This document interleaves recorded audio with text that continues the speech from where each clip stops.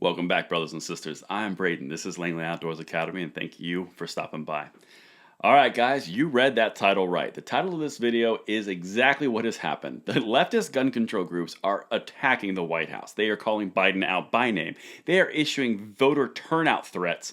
This is the left eating itself. The gun control left is eating itself because they might soon be realizing that they may have put their faith in an empty vessel, if you know what I'm saying.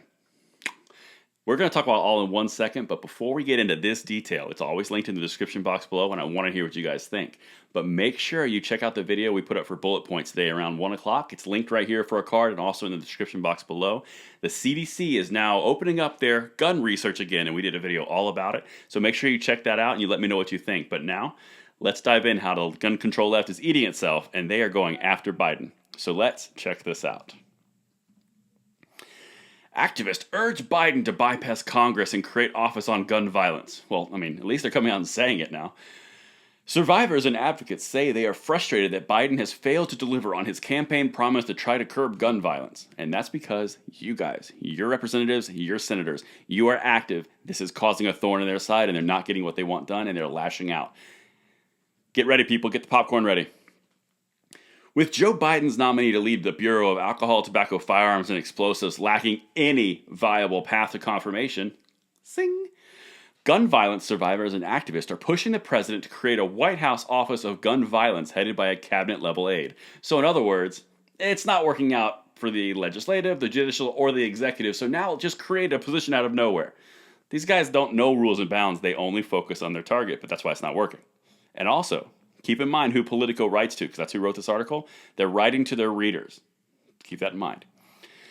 In a letter sent to Biden Wednesday, 4 advocacy groups complained that his actions on guns, quote, fall significantly short of the promises you yourself made while running for the presidency and have not been a priority as 28,000 Americans died from gun violence this year. Wait a minute, so a presidential candidate politician lied to you?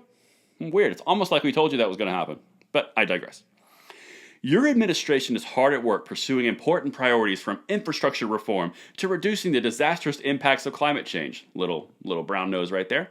According to the letter obtained by Politico, but with the rising gun deaths and the heightened threat of armed political extremism, gun violence can no longer be seen as a back burner issue. Well, unfortunately, with the mess that they've made for themselves, it's absolutely a back burner issue at the current moment.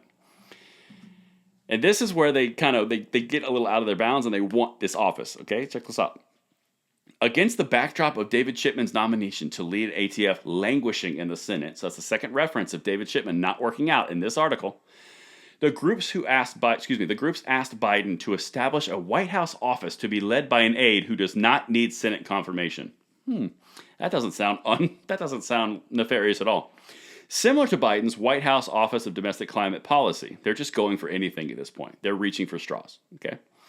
They also called on Biden to use his political capital to urge lawmakers to pass gun laws and the bully pulpit to sell Americans on reforms.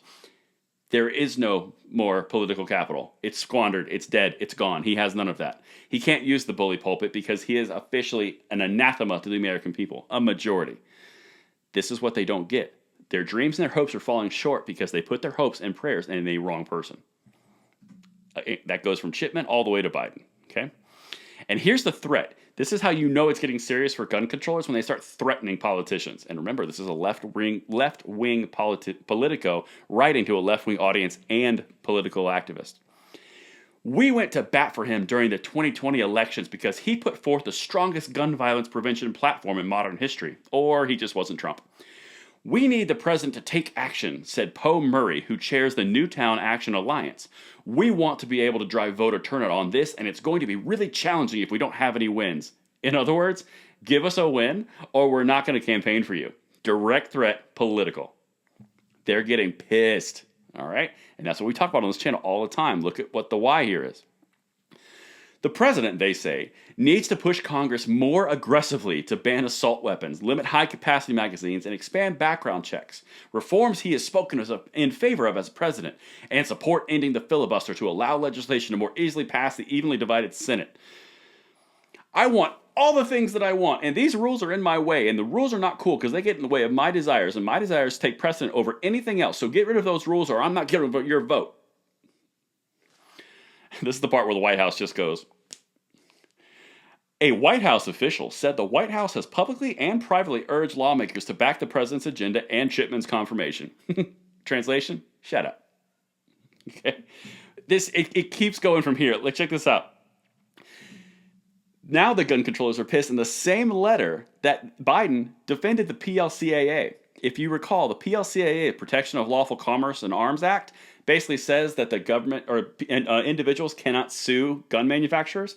Yeah, Biden's against it. Look what just happened. And elsewhere, Biden's own administration has worked to keep in place policies that he himself opposes. In April, Biden said that ending the fairly broad liability shield that firearm manufacturers enjoy would be one of his administration's top priorities. But on Tuesday, the Department of Justice defended that law in a Pennsylvania case. It was the second case in which the Biden DOJ has defended the constitutionality of the Protection of Lawful Commerce Act. Well, it was passed in the 90s, so you really think it's not constitutional? Hadn't been challenged since? But the best part is they're pissed because they can't get past the Constitution. Even Biden can't. And the gun controllees are getting angry. It is frankly shocking to see this administration reject the advice of the movement to go into court. Defending this law, which the president claims he wants to see repealed, said Igor Volsky. Igor's showing up again. Executive director of the advocacy group Guns Down America. This isn't the first time that they've done this. They're shifting the blame to Biden. And to wrap this up, Igor goes a little bit further. The White House should be ashamed of the fact that those of us working on the issue every single day cannot with certainty tell you how the administration is going about implementing the promises the president made, Volsky said. That's just not how an administration for whom gun violence is a priority behaves. They're realizing that they got used and they got thrown out to the wind because nothing's moving. We've documented on this channel religiously every single night, and that's the whole point, guys. The reason that we focus so hard on this and we follow all little tiny nuances, because this is not a surprise to you and I. It is a surprise to them because it's not working.